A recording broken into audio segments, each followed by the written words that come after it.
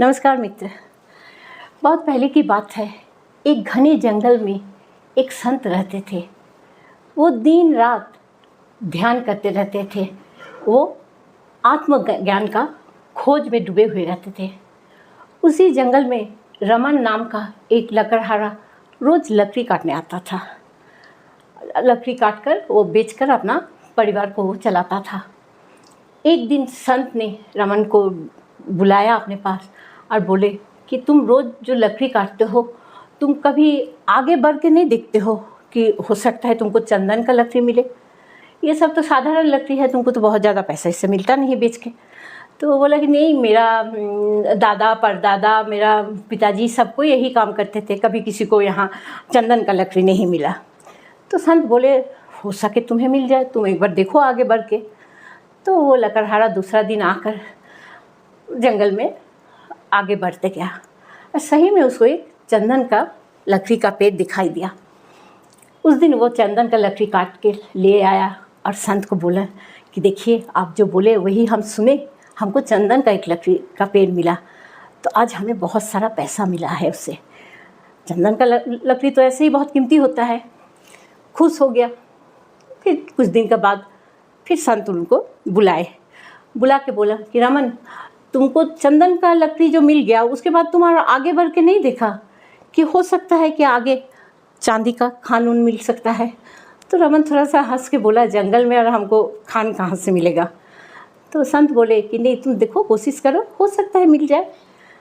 तो फिर रमन क्या किया, दूसरा दिन चंदन का जो पेड़ काट रहा था उससे आगे बढ़ गया और सच में उसको एक चांदी का खान वहाँ दिखाई दिया।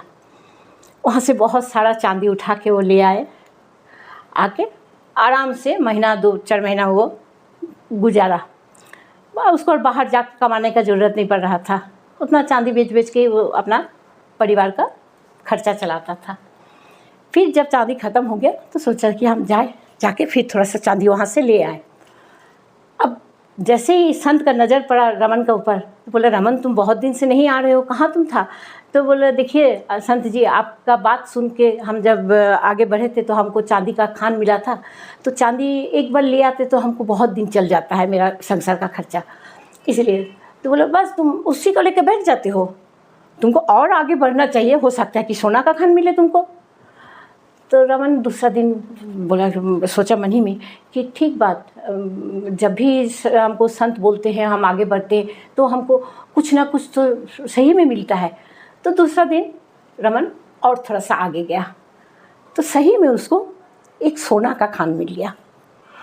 बहुत सारा सोना लेके घर लौट आया। अब सोना बेच के 1-2 साल उसको खूब अच्छा से गुजारा कर लिया।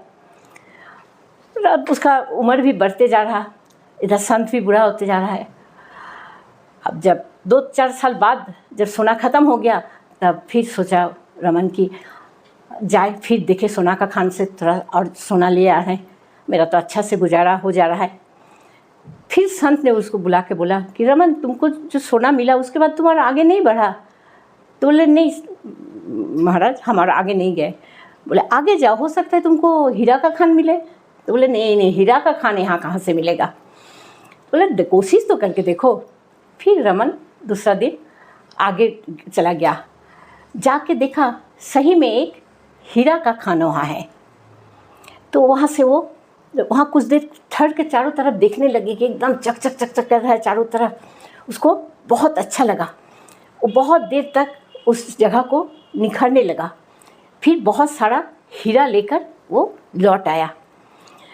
आके गुरुजी से बोल रहा है, इससे संत से, कि अब तो हमको हीरा भी मिल गया, अब तो कुछ मिलना मेरा बाकी नहीं है। तो वो संत ने बोले कि देखो, तुम्हारा पास अभी बहुत कुछ मिलने को बाकी है। सबसे पहले तो तुम्हें अभी भगवान का जो कृपा है, भगवान का जो दर्शन है, भगवान को जो मिलना है, जैसा हम दिन रात बैठ के ज्ञान का साधना करते हैं भगवान प्राप्ति के लिए, जिस दिन तुमको भगवान मिल जाएंगे ना, उस दिन तुम समझ लेना कि तुमको सब कुछ मिल गया है। तब रमन का थोड़ा सा अंदर में ये हुआ कि सही में ये सब चीज़ तो कुछ दिन का बाद ख़त्म हो जाएगा। लेकिन हम तो कभी भी भगवान का बारे में सोचते नहीं थे। तब वो संत का पैर पकड़ के बोला कि संत जी आप हमको बताइए कि हमको भगवान कैसे मिलेगा। तो संत जी ने बोला कि तुम मेरे तरह ध्यान और आत्मज्ञान में विलीन हो जाओ, हमेशा भगवान का जप करते रहो, देखना तुम्हें असली खजाना मिल जाएगा, जो दुनिया का सबसे बड़ी खजाना है। सही में भगवान पाना मतलब तो दुनिया का सबसे बड़ा खजाना मिलना है। ठीक है मित्र, अगर ये कहानी आप लोगों को अच्छा लगा तो ज़रूर सब्सक्राइब कीजिएगा, शेयर कीजिएगा। नमस्कार।